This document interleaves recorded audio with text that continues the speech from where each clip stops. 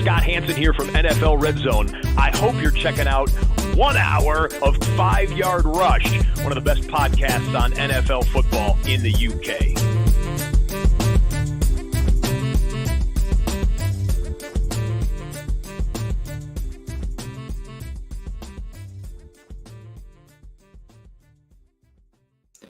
Hello, Rush Nation, and welcome to the 5 Yard Dynasty podcast. I am your host, as usual, Liam, or at the FSA Tweets on Twitter.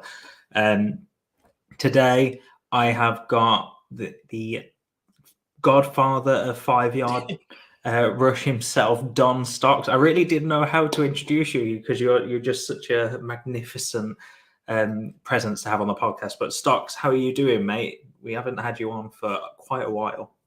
I am doing very well, thanks, mate. Magnificent. Nobody's called me that in a long, long time. So if nothing else happens in the next hour or so, that is the highlight of this. Listen, college players are my jam. You asked me to come on and talk about the combine. That was supposed to be last week. Then free agency has happened. So today is a mashup. It's going to be interesting because I haven't dived into free agency too much. So it's going to be interesting to hear your takes on what's happened in what feels like the last 25 seconds, because it is literally my phone has been bang, bang, bang. So by the time this goes live as a podcast or the end of this live video stream, loads more stuff could have happened. It's mental. Yeah, it really feels mental at the moment. As you said, it just feels like every second you're getting a notification. And the big news of Aaron Rodgers still hasn't dropped, even though he was meant to not be taking anyone for a ride. And it was meant to be making a decision pretty quickly, and it's now 2 weeks after that, and we still have no idea what's going to happen. Although I'm pretty sure everyone's, I'd say, pretty confident in that Rodgers is now going to be a New York Jet. I mean, they're sniffing around Alan Lazard, they're sniffing around Randall Cobb, and even Mercedes Lewis, the blocking tight end, because that's a wish list that Rodgers has given them. So I have a feeling that Rodgers is going to New York Jets, as probably does 90% of the people following football right now. But we've got to wait for that to be confirmed. But as you said, Stocks, we have plenty of free agent news. So I'm going to run quickly through it, and then we'll get into your bread and butter, which is a rookies combine review. And I know that we've got a lot of players on the list, but we are not going through all the players that I put on the show sheet. For those listening, that is probably roughly 30 to 40 players that I've written down there, just that I could think had a good or bad combine that we could talk about. So plenty to go in. So let's jump into the free agents. So Stocks, the first bit of news that happened, this happened last week, was the Panthers traded up to the first overall pick, presumably to take their quarterback of choice. And in that trade, I'm not going to go through the whole shebang, but in that trade, they did trade multiple firsts to get up to the first overall pick. And they also traded DJ Moore to the Browns. I think this was an absolute haul for the Bears, and this is best case scenario for them. Justin Fields gets DJ Moore as his wide receiver one. Darnell Mooney gets back and a bit healthier as the wide receiver two, which is his best case scenario, in my opinion. Justin Fields gets some great weapons and gets so many picks that they gave up to go and get him. They now have all those picks back, plus probably a little bit more. So Stocks, DJ Moore, now a Chicago Bear. How do you feel about this trade? You're right. We're almost a week late to this now, Liam. So people hearing this have probably heard every probably, yes. This isn't an instant reaction, but I think the Panthers overpaid. I think the Bears, like you rightly said, got an absolute haul, and that's the sort of thing where the front office, I think Chase Claypool tweeted, give the GM the keys to the city, because he's just essentially not saved Chicago as a franchise, but they already have their QB1. So to go and sell that for all of that stuff, Will Anderson wasn't in my opinion, if you don't need a quarterback, he's the best player in the draft, and he's not worth the amount they got. So Yeah. it was a slam dunk pick for them. I love the pick for DJ Moore. We saw what Justin Fields can do with receivers. I mean, Wilson, Olave, Jazz, and Jigba. The guy can throw the ball. I think DJ Moore's gonna, and not necessarily be an elite option, but I think he's going to be a decent wide receiver one for them. And they are clearly moved up for a quarterback. It's just which quarterback, and I, for the love of God, hope they make the right choice. Yeah, I mean, we'll get on to the quarterbacks in a short bit, but the one question that has really cemented in my mind is, does this now mean Anthony Richardson is guaranteed top 5? Because you've got the Texans at 2, you've got the Colts at 4, you've maybe got the Raiders. I mean, with free agency, that's no longer happening, but that was a question at the time. You could have another team try and trade up into that top 5 to get a quarterback. So Bryce Hall, no, not Bryce Hall, sorry, Bryce Young, wrong rookie class. CJ Stroud, Bryce Hall, I've done it again. Bryce Young and Anthony Richardson, maybe even Will Levis in the top 10. Listen, it seems like a situation. For me, with the Raiders expected to sign Jimmy G, let's talk straight about that, Liam. That is a great move for them, because I don't think they've to move up to get essentially either, in my opinion, Stroud or Young, they'd have to give up too much draft capital, and in order, because they now can't get the 1 pick, they have to essentially get the 2 pick and settle for whoever doesn't get taken, unless they are extremely high on Richardson, which in my opinion is a huge mistake. But for them to go out and get Jimmy G, I'm not necessarily sure that AR is guaranteed top 5. Yes, his combine, we'll talk about it in a bit, was freakish, but for me, I don't. But this is the NFL we're talking about, so anything could happen, and he probably is now guaranteed top 5. But just don't do it. Just don't do it. Just don't do it. I think for the Raiders, it's a really smart move. If they get Jimmy G, I don't know what the contract thing for there is, but if they get him for 1 or 2 years, there's some seriously good quarterbacks coming out next year and the year after. One by the name of Caleb Williams, who is as good as, in my opinion, as Bryce Young, and potentially CJ Stroud. So if he has another good year at USC, let's see there. So this for the Raiders, I think, is a bob-on move from the front office. And we don't tend to say that too often. No, we don't whatsoever. The contract situation for Jimmy G is he can be cut at the end of this year for about 10 million in saving, roughly. But it's most likely a 2-year contract. So you could be looking at him being a bridge quarterback. But as you said, the Raiders have been busy, because not only have they brought in Jimmy G, they franchise tagged Josh Jacobs before free agency. That all happened quite a while ago now. They've also, they're expected to sign Jacoby Myers, because we're talking about the tampering period, where it's actually legal now, not like the Dolphins that get docked a first-round pick for tampering with Tom Brady. So just before free agency, all of this is expected to happen, but doesn't actually mean that it's going to. So Jacoby Myers is going to be the wide receiver 2 next to Devontae Adams. So you kind of expect Jimmy G to have this great receiving weapons, and then they trade Darren Waller to the Giants for a 3rd-round pick. So a lot of movement in that Raiders offense. I think that Darren Waller, I'm on the fence with this move for him, because for him, the player, I think that he's going to a worse quarterback in terms of getting him the actual ball. But he's also got way less competition. There's no Devontae Adams being a 150 target hog. Jacoby Myers being added there as well would have been next to Hunter Renfrow, that was getting fed targets as well.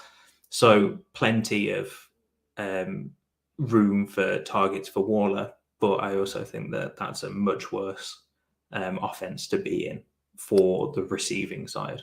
Yeah. Yeah, terrible move for Waller and a terrible move for Waller owners if you have him in Dynasty.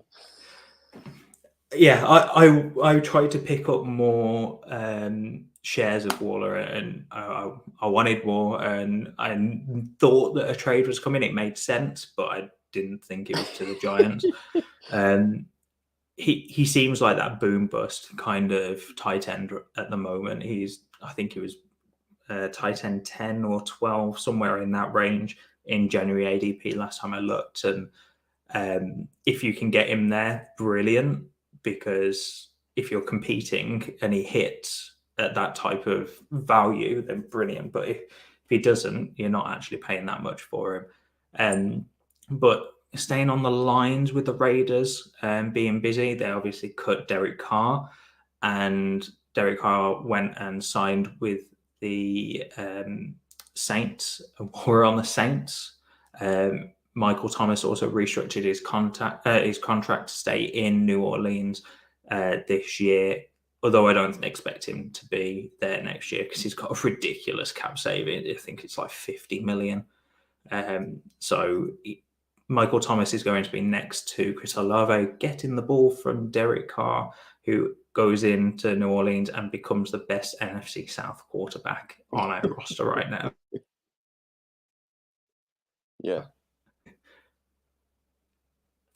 And then stocks, this one's not that high up on the priority list, but Jonnu Smith was traded to the Falcons, and Tyler Heineke expected to sign there too. The only reason I'm bringing this up is because it's competition for Ridder, and I think it's a bit more than people were hoping for. They were kind of hoping for a bit more Ridder this year, and then maybe like a Mike White signing. But yeah, Heineke, I feel like he's going to be ready and waiting for Ridder to not have a good 2 games and then step in for the rest of the season. Yeah, there's a bit of a mess at the Falcons, really. I don't know. I think Ridder's good enough to keep Heineke at bay, but I think the gap of being good enough to Heineke coming in is a lot smaller than perhaps it should be. And the Falcons they've made some errors in the past, and replacing Ridder too quickly could possibly be a bit of a bad move, in my opinion. But yeah, Jonnu Smith, does he replace Kyle Pitts? That's why I said it was really a non-factor. It's not at the exactly. top of the priority list. We'll move quickly along, Liam, to another pretty non-factor. Rashard Penny signing with the Eagles. Surely that is the death of Rashard Penny. It's not a nice landing spot for any running back. I wanted Kenneth Gainwell to get a lot more option there just because I wanted him to succeed. But I think Penny can do well. I just think that it's very tough for any running back in that offense with the sneak offense that they have, and that that the Eagles love their sneak offense. So especially around the goal line, you're expecting Hurts to take how many touchdowns a year? All of them. 5 to 10, if not even more than that, rushing inside the 5. Yeah, Rashard Penny, kiss those short touchdowns goodbye, unless the NFL do step in and do something about the sneak offense, which they shouldn't do because it's a part of the game. I don't see why they should, but I know that there's rumours going around with it. Yeah, but somebody smart enough to come up with a basic rugby play and install it in a legal way in the NFL, and then all of a sudden you're going to get rid of it because other teams, just everyone do it. Make it like the Formula One. When somebody comes up with something, everyone else do it, and then it's no longer an advantage. Completely agree. Yeah, completely agree. The only other bit of news is the Miami Dolphins is no longer wide open at running back. They are re-signing both Jeff Wilson and Raheem Mostert, which I wasn't expecting. I was expecting one back, but not both. So that makes you hate it. I hate this only because going into free agency, I think the Dolphins only had one running back on their roster, or no running backs on their roster. They didn't have. And the amount of mock drafts from people I respect in the industry who have got somebody like Zach Charbonnet or Sean Tucker going there in the 2nd or 3rd round, and I'm like, yes, everybody pile onto Bijan Robinson. Everybody get your Jahmyr Gibbs shares. I'm going to take Zach Charbonnet later and have the starting running back in a Miami team where he is basically the only dog. Now there's two of these old boys, and they'll probably go and take Charbonnet, and that'll be done anyway. So, yeah, I was really excited about a running back prospect going into Miami with that offense. Now I'm not excited at all. And that's the only reason I mentioned it. It's not even for the two that were signed. It was just for the door being slammed shut on any running back prospect going there. But while we're on the subject of prospect stock, we may as well jump into the combine review. We'll start off at the quarterback position. Yep. And it seemed like every quarterback got good reviews. I don't think many people were expecting it. So CJ Stroud looked like he was extremely accurate. I mean, we kind of expected that from tape anyway, but he really put on a show for everyone. And that's his major point coming out.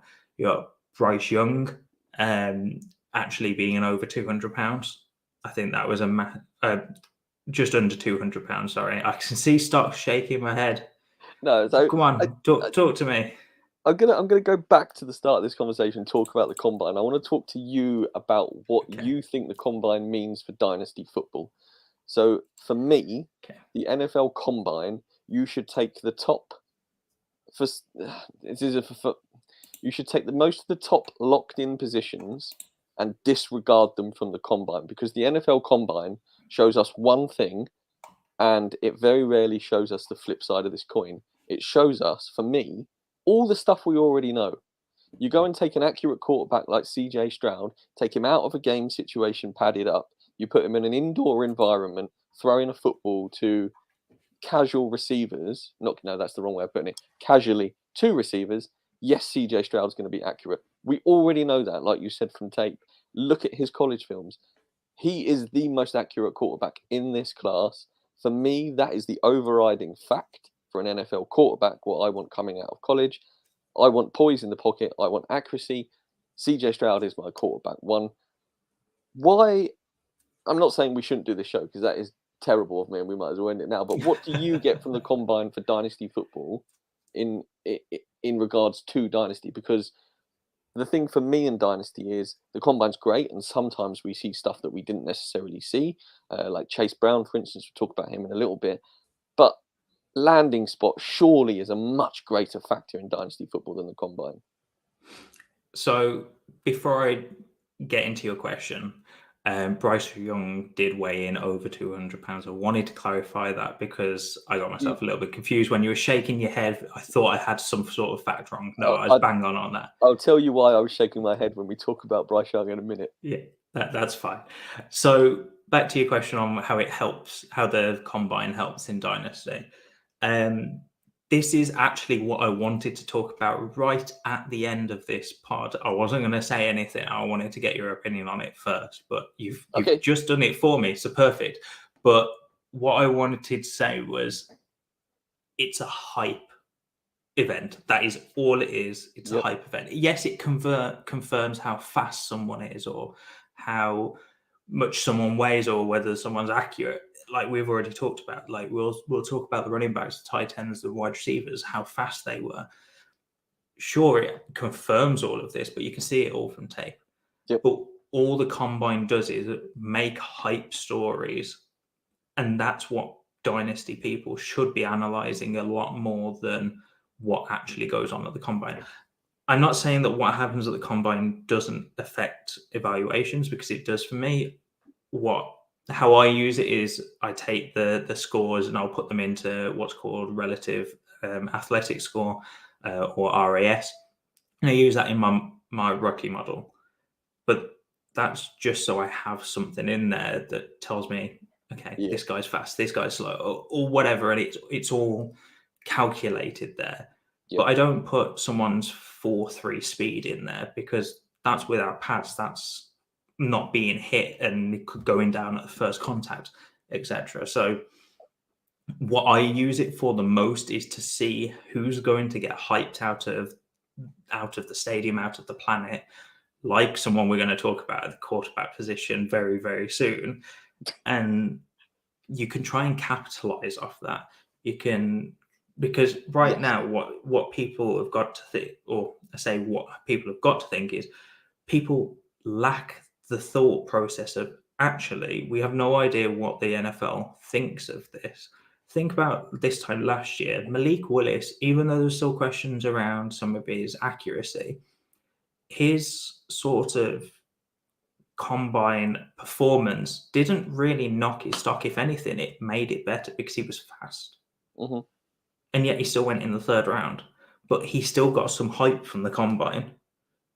I'm not talking a lot like some of these quarterbacks, but there's a lot of hype that goes in, and especially more that comes out of the combine, that people can jump on right now and make some trades. Say you've got an early first. Do you think you could trade the 104 for the move back a couple of spots and still maybe get a good quarterback or running back once we know the draft capital? Because of this land or this hype, I think that's the sort of thing you need to start thinking about. And this is all going to change when draft capital, or as you said, landing spot is determined, because that's way more important than what they do in the underwear Olympics, as people call it. 100%. For Dynasty, in my opinion, the combine should be used to buy and sell draft picks to people who like players and need players and are hyped up. If you know somebody really needs a quarterback and is picking at 3, for instance, or no, you've got the third pick, 2 teams above them need a quarterback, you could trade that 3 for pretty much everything, and they'll draft Anthony Richardson. And you will have done a Chicago Bears, Carolina Panthers situation where you pull their pants down and walk away with everything.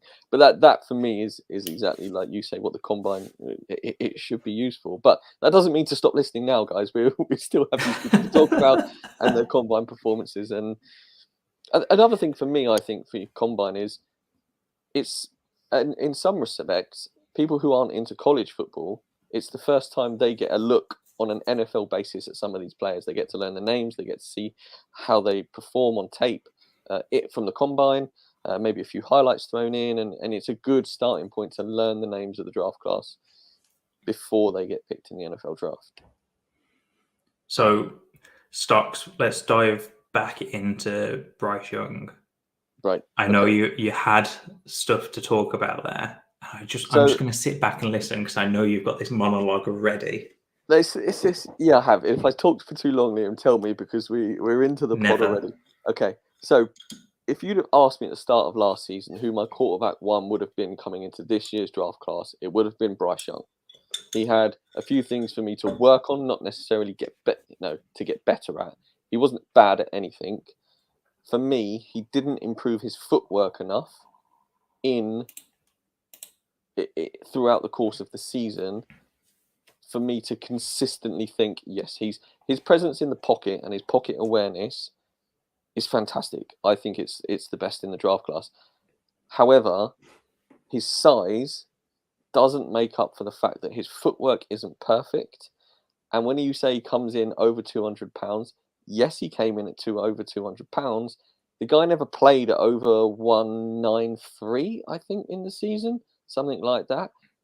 7 pounds is a lot of weight to put on, and then you come into the combine and do absolutely nothing but step on the scales. That to me shows he's absolutely soaked himself in water, and then can't throw the football, isn't as fast, will dump this weight for the Alabama Pro Day, where they do everything he did on tape. Then on the flip side of that coin, you've got my quarterback 1, CJ Stroud, turn up.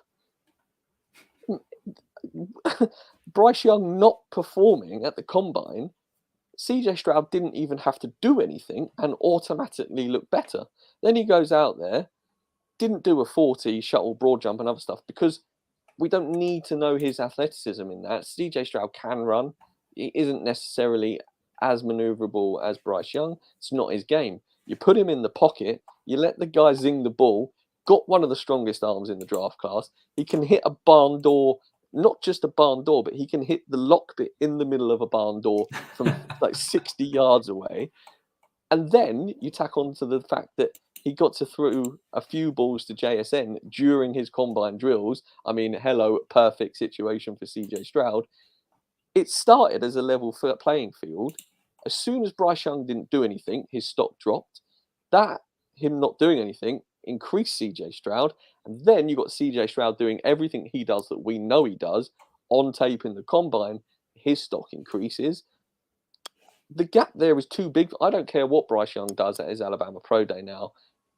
He won't be, in my eyes, as good as CJ Stroud as an NFL prospect. And again, I've said this for everything I always say. I'm quite happy to be proven wrong because I like it when people prove me wrong.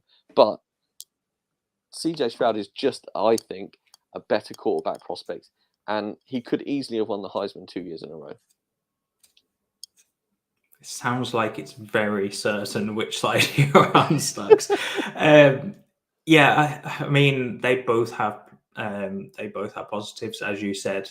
CJ Stroud is the more accurate, the pocket passer, and then Bryce Young is the more athletic one. But this is another reason why I like the NFL Combine I see it as a hype machine, because players can choose what they want to do. I mean, we'll get on to wide receivers in a little bit, but there's a certain wide receiver that you've already mentioned that specifically didn't run the 40, and yet his stock went through the roof because everything else he did was incredible, and all of the questions were around that 140 time, and he didn't want to give that answer. So because he didn't give that answer, all that mystery is still there, and his stock's gone through the roof because everything else he did good. Same with Bryce Young, to the opposite way. He answered the questions of, is he actually going to weigh in over 200? Is he undersized? But because he didn't do anything else, and other quarterbacks did, other quarterbacks may have leaped him a little bit, but he still answered those questions. And that's all the NFL Combine is them answering questions that is going to hurt their draft stock. That's all it is. Let's face it, it's not for Dynasty analysts, fantasy analysts in general to look at these guys and go, okay, I think it's going to be a QB1, because it's not. It's to impress the NFL GM. So, I think for me, sorry to jump back. Carry on. I think one of the biggest things I got from this, and I this could be a really naive comment, but I think Ohio State, as a college, prepare their players and provide them the best platform for combine excellence in the way that they help them get ready for the combine. CJ Stroud, he didn't like JSN, didn't run a 40 because they don't need to. You know, JSN, is there a worry about his time? Potentially. Don't give him a reason to worry then. Do everything else brilliantly. And he's not slow. That's the thing. Like, he doesn't need to be the blazer because he does. The guy is like butter. We talked about Jerry Jeudy route running a few years ago. JSN is like that. He is an absolute monster. And when he did, like you say, everything else at the combine, so what, he didn't run a 40? It doesn't matter. Everything else he did was brilliant. And Ohio State come out, for me, looking a billion times better than Alabama. Because when you look at Alabama, you know, Bryce Young wasn't great because he weighed over 200 and didn't do anything else. Alabama should be saying, just go out there, regardless of height, do what you did in the last 2 seasons, Heisman winner, and just show you Bryce Young. Nobody believes the over 200 pounds thing. And if you do, you're on another planet. I think Bryce Young was the only player to measure his height. I think every other Alabama player, was 2 or more inches shorter than their Alabama profiles. And that doesn't help your players at all. Whereas Ohio State, doesn't. Liam, start talking. I've gone on too much.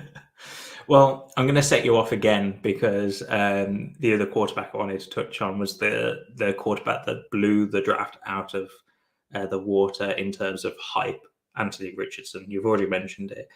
He was fast. He managed to look accurate to an extent. I mean, he did miss some throws, but you kind of expected to miss a few throws. The issue is he tested like an absolute monster. He broke the vertical record. He did a bunch of things that you don't expect a quarterback to do. But personally, I don't care whether he broke the vertical record. What does that do for a quarterback for me? It shows his explosiveness, but what is he going to use that explosiveness for? Is he going to jump and throw it as well? I'm being pedantic here, but... So, what does a vert do to me? No, nothing. Well, what Anthony Richardson did, what you explained the combine is for. Anthony Richardson went in there, exploded, showing everybody everything he can do, including missing throws, which I will get onto in a minute, and blew the records out the water. As medical science, physiological science, college facilities get better, science in general gets better, sports science, all the sciences around NFL, records will be broken because players are going to be in a better physical condition. We're seeing this year on, year out. Wide receivers are bigger, cornerbacks are bigger, quarterbacks throw the ball further, linemen are bigger yet faster. This, I'm not saying what he did. Don't hear what I'm not saying. His performance in the combine was freakish. He missed on throws. If I was Anthony Richardson, I would have gone there thinking I need to not miss on a single throw. If he takes a couple of inches off a jump and you know splits off of his 40 time, I don't care. Anthony Richardson showed all of that in his season for Florida. What he also showed in his season for Florida was a 57% completion rate. That is going to get the kid murdered in the NFL. I don't care how high he jumps. He is going to rock into the NFL and get murdered because of his completion. He makes poor decisions, which leads to 57%, and he's going to get picked off because the defenders in the NFL, hell, they are a whole lot better than they are in college. I can't remember the stat. I remember listening to it on the Around the NFL podcast. There's only been 2 quarterbacks that have been drafted. I think it was since the 2000s. I might be wrong on this, so please fact check, listeners.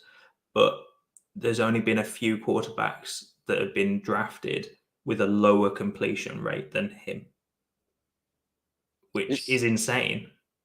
And people are expecting him to go top 5. That's why I said, is he guaranteed to go top 5? Because he's got loads of question marks, and yet people are like, oh, he ran a 4.43. He's 244 in terms of weight. He broke the vert record, but he had a 57% completion rate in college. It's not great. I mean, I'd like to think I could go out and make 57% of throws.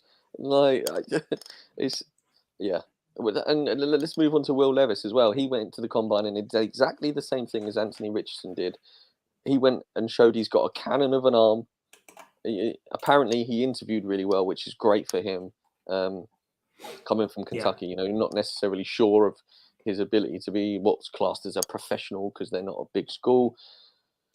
Yes, he's accurate, throws a crisp ball, he's got a strong arm. Is he the QB3 in this class? Yes, probably. Should he be? No. Stetson Bennett from Georgia should be the QB3 in this class because he's Stetson Bennett. The guy walks on at Georgia, wins 2 national titles, does absolutely everything perfect, and yet, hell, he's still just Stetson Bennett, the guy who probably shouldn't be playing in the NFL. If there isn't a reason to draft someone as a quarterback to give him a chance, Stetson Bennett is that guy. He should be the quarterback 3. Back to Will Levis. We didn't see anything we didn't know, you know, and it's the same thing with Anthony Richardson. And there's some stuff about Levis as well, which I have concerns about. And I think bar the top 2 quarterbacks and maybe Stetson Bennett, if he finds himself in a situation where he walks on and, you know, I just think apart from the top 2 quarterbacks, I think everyone else is a huge, huge risk in the quarterback class. Well, Stocks, you've covered the quarterback position pretty extensively. And we're out of time. Let's see if I can set you off on any of these running backs. So Bijan Robinson came in, did everything you expected him to do. He didn't run quite as fast as many hoped, but don't care. Were anyone really expecting him to run fast? He's not a speedster. He still ran a 4.46. That's pretty good for a guy that's 250. What is he? Weighed in at 215. Yeah. So I think he just won at the combine in general, but I don't think he could have really lost unless he ran a 5-second 40-yard dash. I don't think there was any really point in doing anything because he couldn't increase his stock, I suppose. No. I think for me, sorry to cut you off, Liam. I think if you watch any of the Longhorns football, Texas, for those who aren't college, Bijan Robinson, Texas running back, You watch any of their games where Bijan has played, we know the guy can run the football. You know, A gap, B gap, flip to the outside. Yes, he's not lightning fast, but he's got explosive speed. See that in his RAS. What Bijan Robinson for me went out and did, we know he can catch the football, but he went out and absolutely destroyed his pass catching showcase. You know, he went out and he got through the bag drills, looked really fluid, had a 37-inch vert, which is pretty decent. You just watch him, he sticks a foot in and he's gone. Bijan Robinson should, if Saquon Barkley was a first round prospect, a top 5 pick, which should he be? Don't know. I think Bijan Robinson is pretty much as good a running back as Saquon Barkley. And he should go in the first round. Will he? This is the NFL. Who knows? It's just, I said it earlier with Zach Charbonnet. Bijan Robinson is the 101 locked in unless it's super flex. And then, even then, unless you are a real quarterback. Still considering. Yes. Yeah. The only reason he wouldn't be is if he goes to Dallas, because Pollard's still there. And are you going to be giving up a year of production for the Pollard effect? I mean, Zeke's still technically there, right? Yeah, still there. But that would be a very Dallas move to draft him in the first. Yes, it would. They did it with CD Lamb. It's not out of the realms of possibility. Excuse me. Bijan Robinson, locked and loaded, running back 101 in this class, and it's not even close. Yeah, talking about the second running back, that's where rankings start to differ. I mean, Jahmyr Gibbs is my running back too, and he still weighed in at just under 200 pounds, 199. So let's crush those milestones out the wall, because what's the point? It's 199. It's kind of basically 200. People will go, oh, it's a milestone, they've got to hit it, or there's lower chance of them succeeding in the NFL. But it's 199. It's £1. Yep. Like, you could have drank a little bit more water and he would have got to 200. But that gets you in trouble. That gets you in trouble. Yeah, but it's stupid. It is stupid. Jahmyr Gibbs going to Alabama was a fantastic move for him. You know, completely agree. Going to a team like Alabama, you know they're going to run the ball. Jahmyr Gibbs is easily good enough to be the number one at Alabama, and he showed it. Yes, he didn't weigh 222 pounds or 230 pounds. The guy's 5'9". Weighing 200 pounds at 5'9" is absolutely perfect. And then you look at his explosive strength and speed. The guy is fluid when running the football. Showed really well in the pass catching as well. Had a fairly good RAS score. I think it's landing spot, and then we talk about this. But if Jahmyr Gibbs goes to a better landing spot than Bijan, I would be willing to sell my 101 to the guy who has potentially the 102 or the 103. Draft Gibbs over Bijan and be happy with trading back, because I think Gibbs he's not as good as Bijan, but I think he's good enough to do work for me in my dynasty team. Yeah, it all comes down to draft capital and landing spot, but I could see that move happening more often than not. And as you said, his RAS, he was explosive. It showed 4.36 in terms of his 40-yard dash, but he only did the things that showed his explosiveness. And we keep coming back to this hype machine. So he didn't do a broad jump, he didn't do a 3-cone or a 20-yard shuttle or a bench press, because that's not what people want from him. He's just confirming things that people see on tape, and that's the explosiveness, and that's why he's my running back too. I mean, stocks. I'm not going to keep going through this list. I know that you're probably itching to get to some of these running backs. So is there anyone that you wanted to specifically talk about? Do you want me to fire through the running backs on my list and just keep talking until you tell me to stop? Yeah, go for it. Okay. Go for it. So next up, I've got Sean Tucker from Syracuse. It was really, really good for the Orange. Had a bad year last year. And what didn't help is potentially he was a loser. Had an average combine. He didn't really do what was needed to show the teams he can be a starter. I think he can, but I think he had a poor combine in what he needed to show. And I think he's not quite elite enough to go to the combine and only do the things he's good at. He needs to go and show he can do everything. And whilst he can do everything, he didn't show it well enough in the combine. I think he could have been a starter in the NFL, but I think he gets drafted as a depth backup and hopefully wins the job. only time will tell. That's exactly the same as Mo Ibrahim from Minnesota, by the way. If you go watch the Minnesota film, if you want a running back that can carry the team, go watch Mo Ibrahim. You give him the ball, the guy will run, he'll run, he'll run, he'll run. They'll play defense, he'll run some more, and they win games on it. If you want players like Sean Tucker and Mo Ibrahim to be your solid power backs, those guys, go get them because they will win you football games through being power backs. Next up, Devin A-Chain, Texas A&M, another hype machine. This really fast running back goes and runs a blistering 40. Tell me something that wasn't going to happen. You know, this is one that I wanted to talk about as well because people wanted that 4.2 speed and he ran a 4.32. Yeah. Like, really? You still want the 4.2 when you ran the fastest combine or the fastest 40 in this combine? Yeah. Quite interesting. But it goes back to what I said earlier about stuff being broken. Like, it's almost impossible to run faster than 4.2. The guy runs a 4.32. That's slow. Still was the fastest running back. We knew he was the fastest running back. It's just could he break the 4.2? He's 5'8". He is a solid all-rounder, can catch, but 5'8" and light, bit of a concern for me anyway. Another player who gone, Liam, I was going to move on, but no, he reminds me of Kenneth Gainwell, and that's why I'm out on him.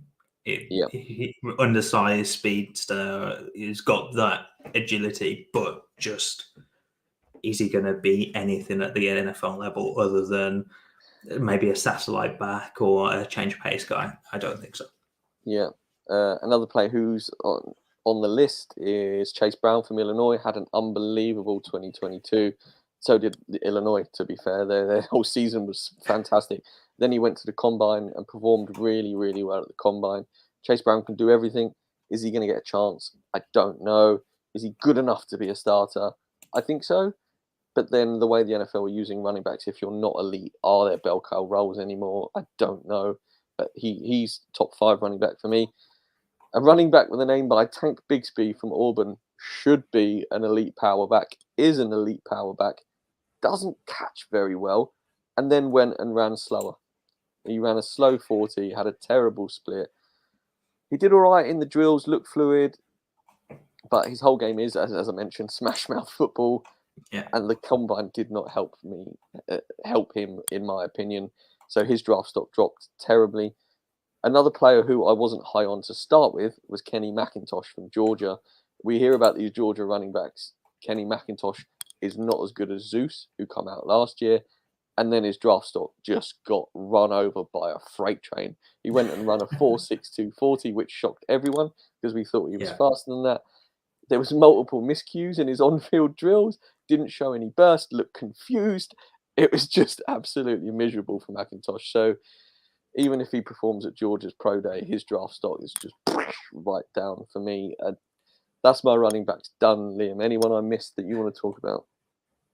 The only one I was going to bring it back to Tank Bigsby because I didn't think that I knew his draft stock would have gone down in terms of the general Dynasty community, but I didn't think it would have taken such a hit for you. It's Tank, right? Yeah, there it is. But the other one that you've not mentioned is Zach Charbonnet, who you already mentioned on the pod so far. Oh, I just completely skipped over my write-up. Okay, so I've got for Zach Charbonnet. He posted the 3rd highest relative athletic score at this Combine. He went and did absolutely everything he had to do at this Combine. And I loved him before he went and got this RAS score. At UCLA, he was fantastic.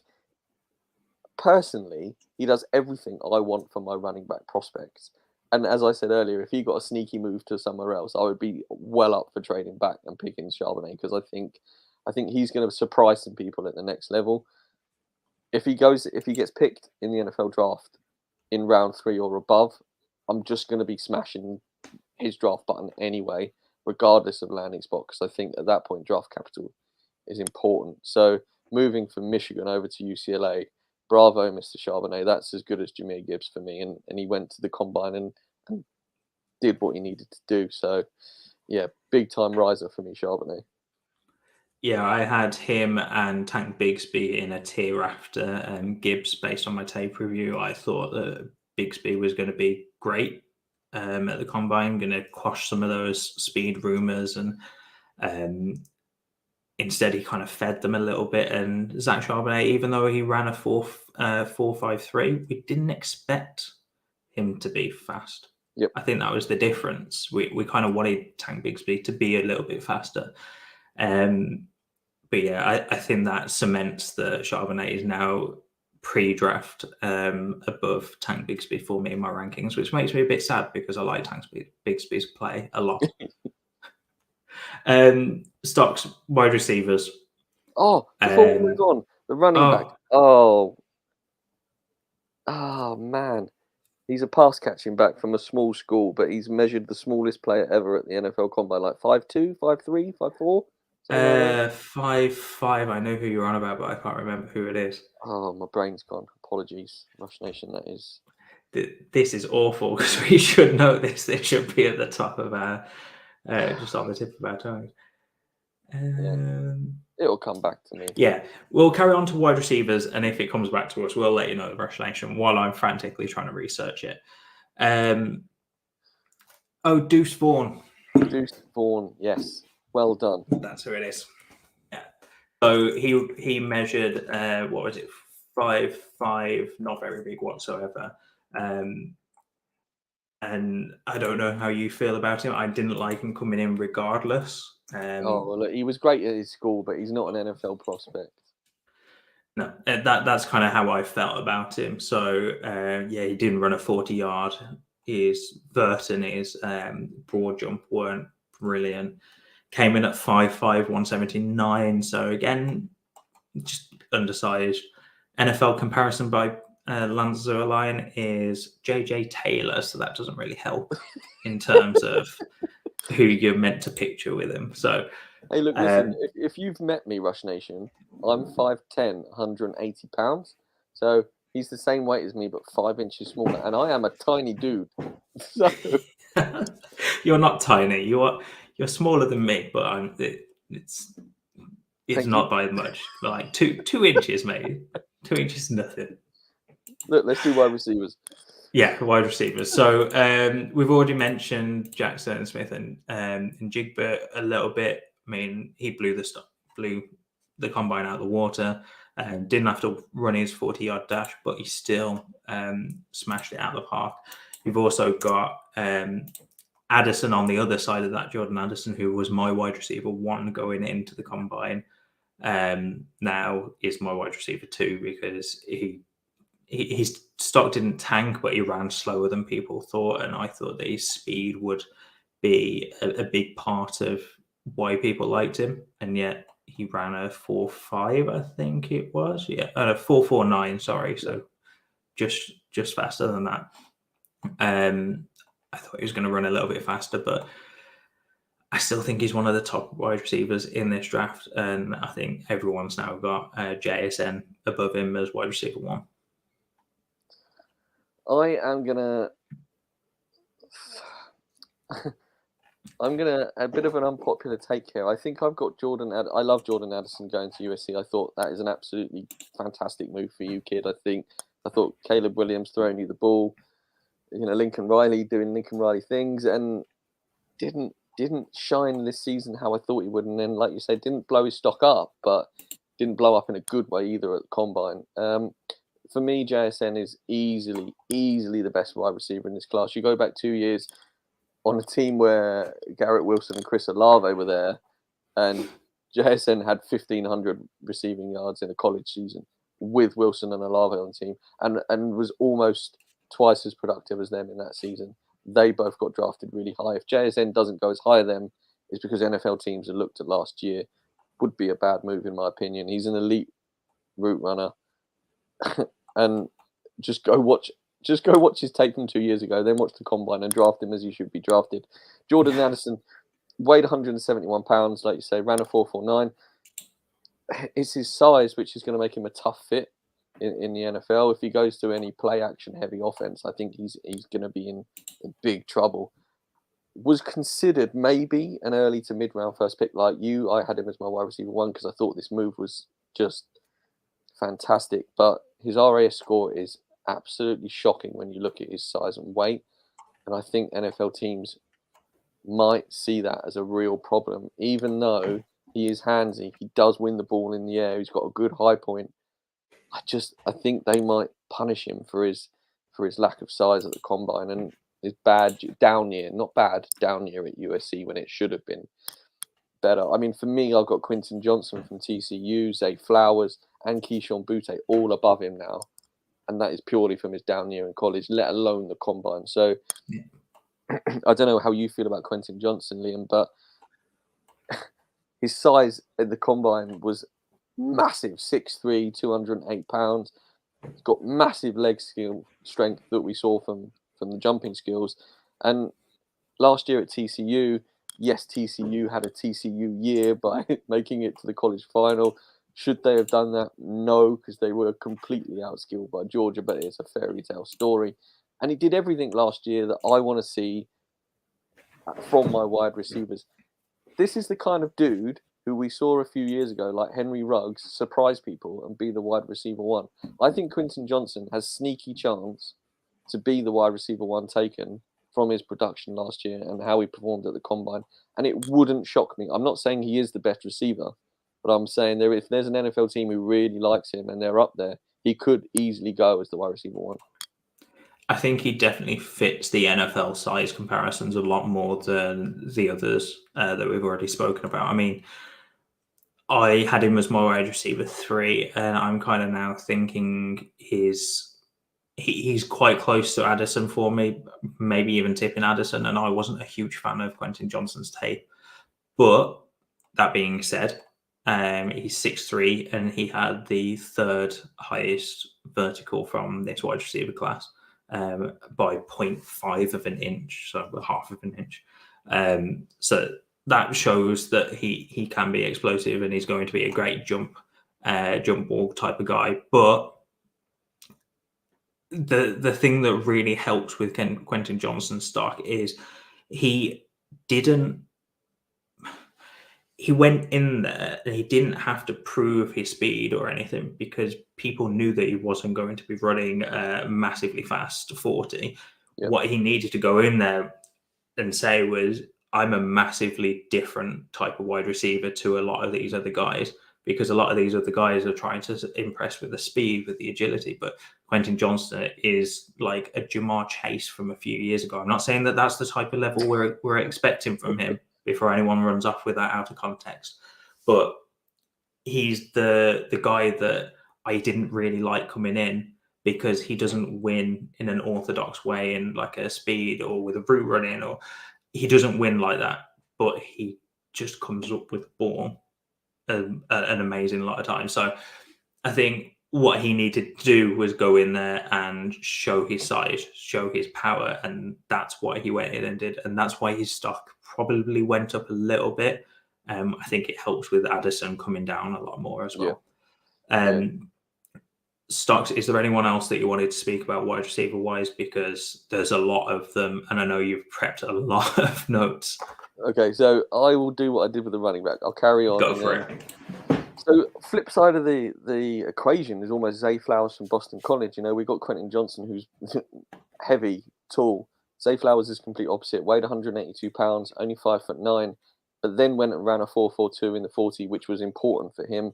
And then he did a 35.5-inch vertical jump, which is pretty much the same as JSN. We talked about him being athletic and explosive. This kid's got it as well. Was smooth in the route running, looked quite good in some of the catching drills. And then when you think Boston College, try and name me a Boston College quarterback, Liam. Quarterback, no. If you'd have just said player, I'd have gone AJ Dillon, but that's the only Boston College guy that I know. There is. I can't even off the top of my head think of him. So he had 200 receptions during 4 years at Boston College. It shows you they used him all the time, regardless of quarterback. And when they had a quarterback, 50 receptions a year is fairly decent in college. So Zay Flowers, I think his stock improved from the combine for me. Keyshawn Butte, if you'd have gone back 2 years and asked me who the number one wide receiver in this class was, I would have said this guy. He was. Yeah, this is massively changed. He should have transferred when LSU decided to implode. After the 2019 season, where Joe Burrow and that LSU team went and did college football things that no one had seen in a long, long time, Keishon Butte should have realised, and I don't know whether he's got an agent or what happened, he should have realised that LSU team was done and he should have got out. He should have done a Jordan Anderson. And if he did, he could have gone anywhere because at that point his draft stock and his rating out of high school was so high, he could have gone to Bama and he could have been a top prospect. He needs to go to LSU for his pro day and have the pro day of all pro days. And even then, that might not save his draft stock. He's 5'11", sub 200 pounds, ran a 4.50, 29-inch vertical was average for the same as a 300-pound defensive lineman. I don't know what happened to Keishon Butte, but it wasn't the Keishon Butte we've seen in college football. And I don't know whether the previous 2 seasons have really hurt his football overall package in going from being an elite prospect. This guy, when we talked about him 2 years ago, was Justin Jefferson. He could have been Jamar Chase. This guy had everything that these guys from LSU throw out. And I don't know now if he can play in the NFL to the level that is going to make him relevant. I genuinely, this guy, for me, is the one player in this whole process. Maybe not Stetson Bennett's there as well, but I think he deserves a chance because he's what he's done.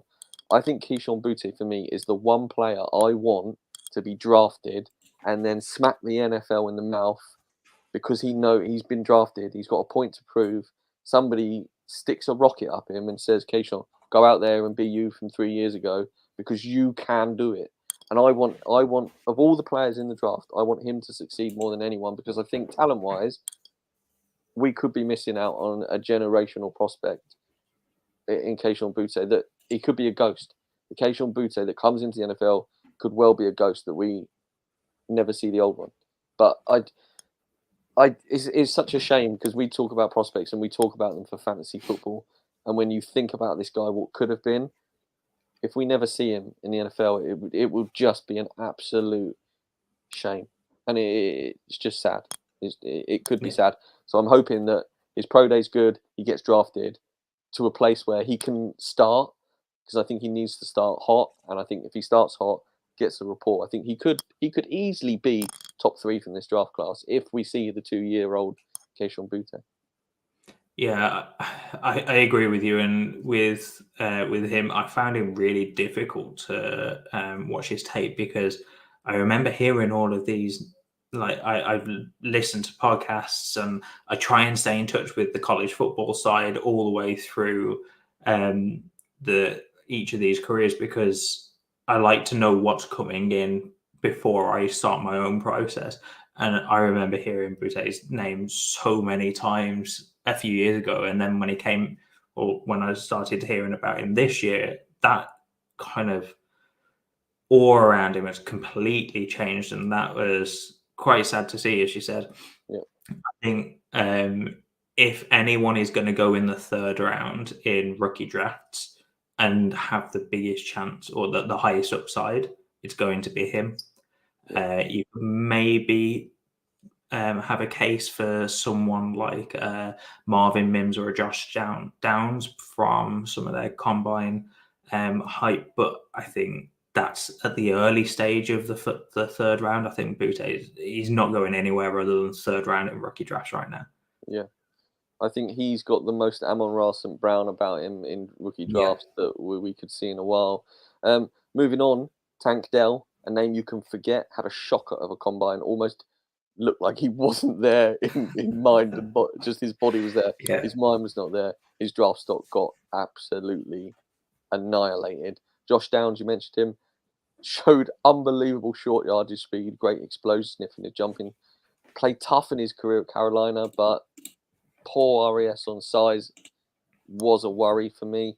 However, I've seen him play. I've seen him be the wide receiver 1, and he played a lot from the slot, which when you see his short yardage ability and stuff, could translate really, really well to the NFL. So, see him go to the Vikings and replace Adam Thielen in the slot that would be a dream situation for Josh Downs. I mean, can you imagine? He's basically a younger replacement for Adam Thielen. That would be perfect. Moving on, Rashee Rice from SMU.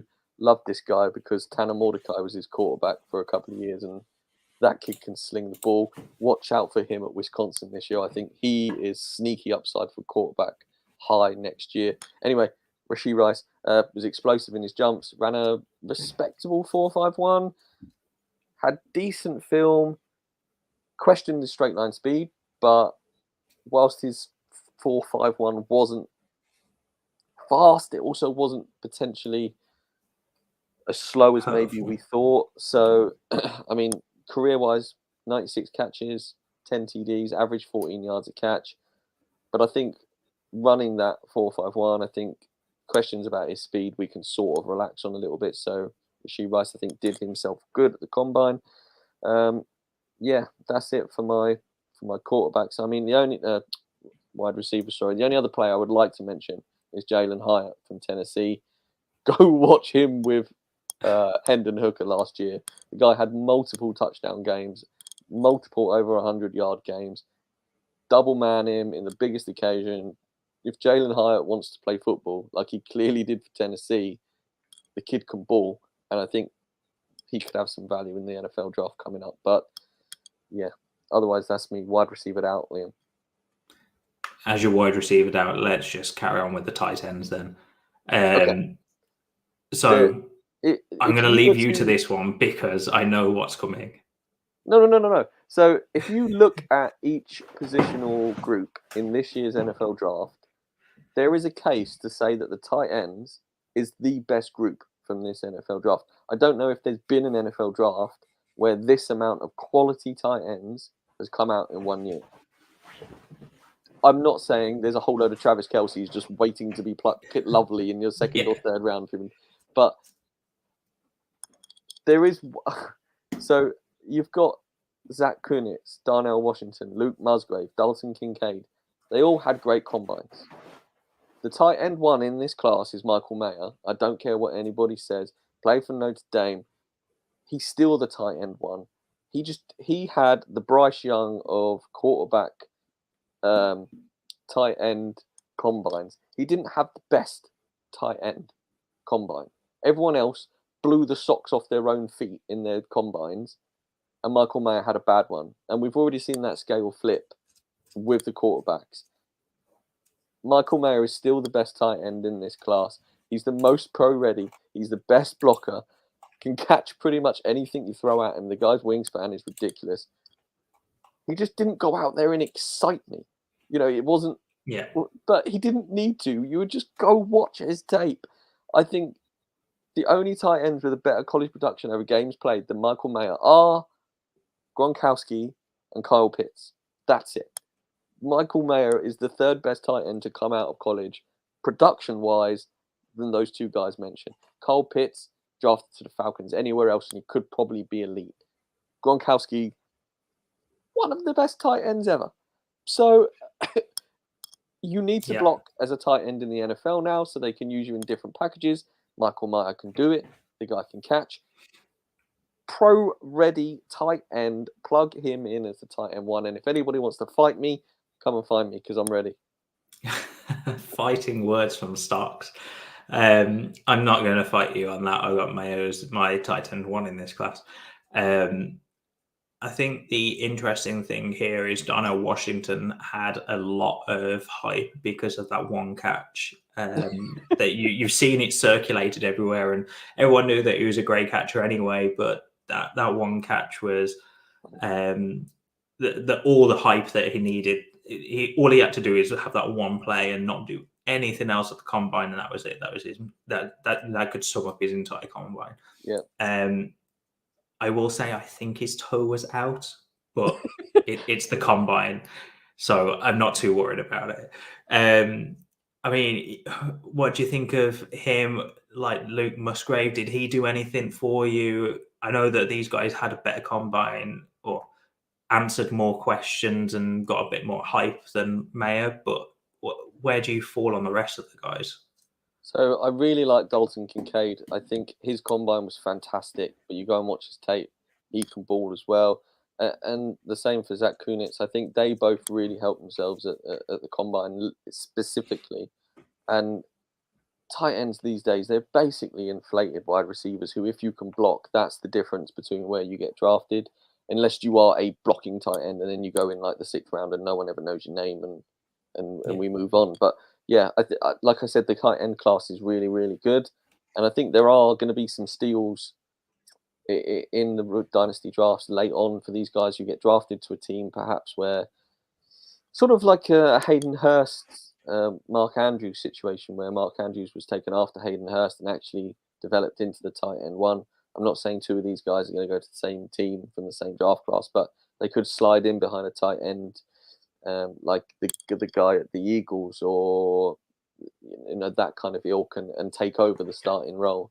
And I think they could be sneaky value in dynasty drafts. Yeah, I mean, unless it's tight end premium, I'm probably not taking anyone in the first round.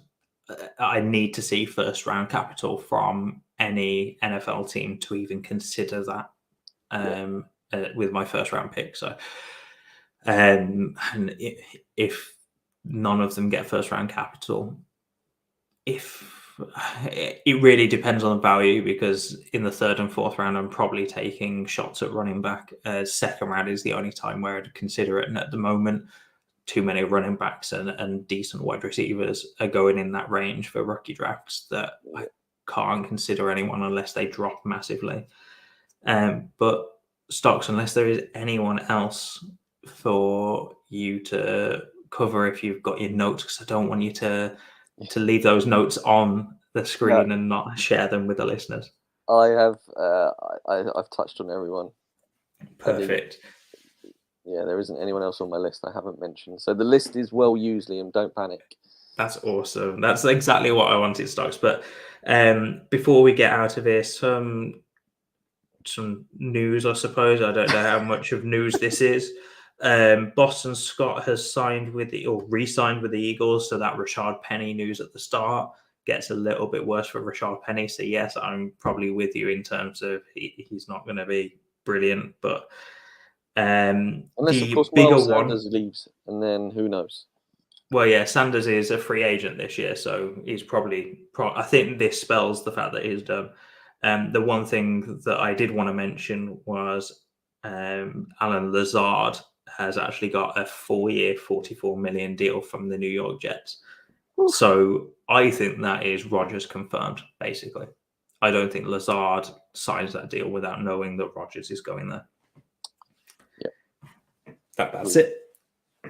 So, Stocks, thank you for coming on. And now I've shared that very small breaking news that I think is a precursor to a big one.